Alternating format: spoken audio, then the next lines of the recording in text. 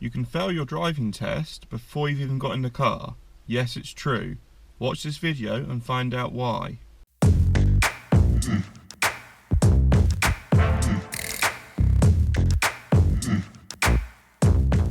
Yes, I'm not lying, you can fail your driving test before you've even got in the car. How this happens is the first thing the examiner will get you to do is an eyesight check. What I forgot to mention is you get 3 attempts at the eyesight check, which I'm going to go through with you now. So once you meet the examiner and walk out of the waiting room, eyesight check time. So you'll be asked to read the number plate from at least 20 metres away. It may be a surprise, but on average a car is 4 metres long.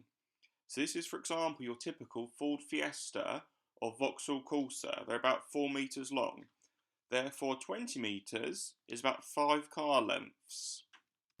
Now, how this normally happens, to start with, the examiner will get you to read the number plate that's probably a bit over 20 metres, about 25 metres or so roughly. And normally, majority of people can read this fine, so it's not normally a problem.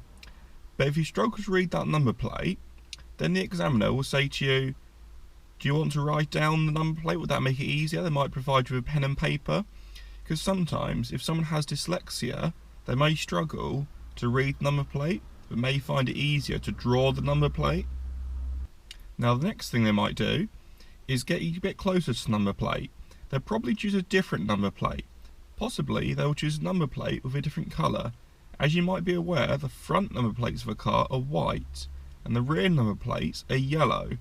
Some people find one or the other easier to read. And then you get your third and final attempt. Now on the third and final attempt, the examiner actually measure the distance to make sure it's exactly 20 metres away. Now this again will be a different number plate. So you will basically have 3 number plates to look at. Your first attempt will be one, second attempt different number plate, and third attempt yet another different number plate. So there'll be no excuses saying the first number plate I couldn't see because it's too sunny, maybe it's a bit too bright, which can be understandable, but this is why you get 3 choices. Not 3 choices, sorry, 3 attempts. So now on that third attempt, if you still can't read it at 20 metres away, even if the examiner offers you to write it, maybe again you've got that dyslexia, you can't even write it or draw the number plate, then you will fail your driving test immediately.